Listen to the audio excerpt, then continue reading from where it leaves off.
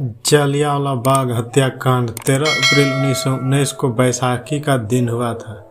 जलियांवाला बाग का हत्याकांड भारतीय इतिहास में एक कलंकित घटना है। अमृतसर के जलियांवाला बाग में जब एक भीड़ शांतिपूर्ण तरीके से इकट्ठी हुई थी तो ब्रिटिश सरकार ने उस पर गोली चलवा दी थी, जिसमें अनेक निर्दोष निहत्थे लोग मारे गए थे।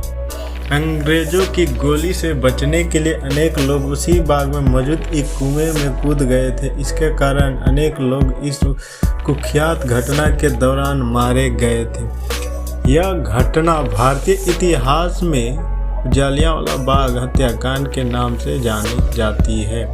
जलियांवाला बाग का हत्याकांड जब लोग रॉलेट एक्ट के विरोध में प्रदर्शन कर रहे थे तो 9 अप्रैल 1919 को दो राष्ट्रवादी नेताओं को सैफुद्दीन किच्चू और डॉक्टर रायपाल को ब्रिटिश सरकार के द्वारा गिरफ्तार कर लिया गया था।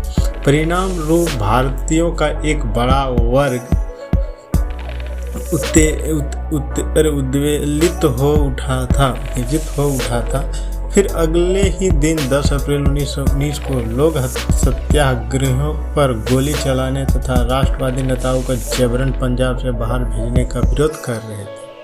अंततः यह विरोध हिंसक हो गया और इस हिंसा के दौरान कुछ अंग्रेज भी मारे गए थे। जलियांवाला बाग का हत्याकांड।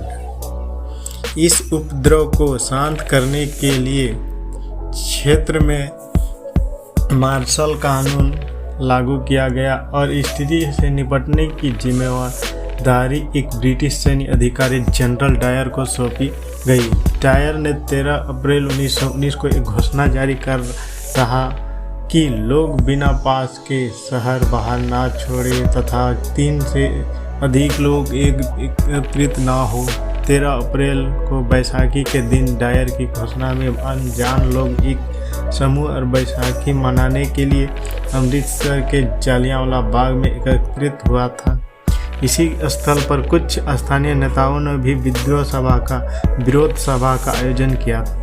इस दौरान विरोध प्रदर्शन और त्योहारों का आयोजन शांतिपूर्ण तरीके से चल रहा था। इस अवसर पर रॉलेट अधिनियम की समाप्ति संबंधी और 10 अप्रैल की गोलीबारी का निंदा संबंधित 2 प्रस्ताव पारित किया गया, लेकिन जनरल डायर ने इस सभा को सरकारी आदेश की अवहेलना मानकर बिना किसी को पूर्व चेतावनी वहां जमा लोगों पर गोलियां चलवा दी। वहां से निकासी के सभी मार्ग बंद कर दिया गया था। ब्रिटिश सरकार के द्वारा किए गए निर्मम दमन के कारण लगभग 1000 लोग मारे गए। इस दौरान मरने वालों में युवा, महिलाएं, वृद्ध, बच्चे, सभी उम्र के लोग शामिल थे। इस निर्जल एवं कुख्यात जलियांवाला बाग हत्याकांड से पूरा देश सन्न रह गया। यह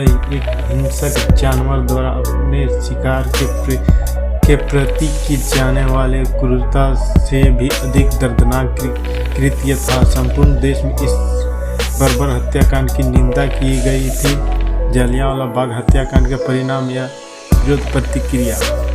जलियांवाला बाग हत्याकांड के विरोध में रविंद्रनाथ टैगोर ने अपनी नाइटहुड की उपाधि का त्याग कर दिया था। जलियांवाला बाग का हत्याकांड की जांच। जलियांवाला हत्याकांड की विभक्त घटना की जांच करने के लिए तत्कालीन भारत के सचिव एडविन मॉन्टेग्यू ने विलियम हंटर की अध्यक्षता में एक जांच आयोग का गठन किया था। इसलिए इशारों में प्रचलित रूप से हंटर कमीशन के नाम से जाना जाता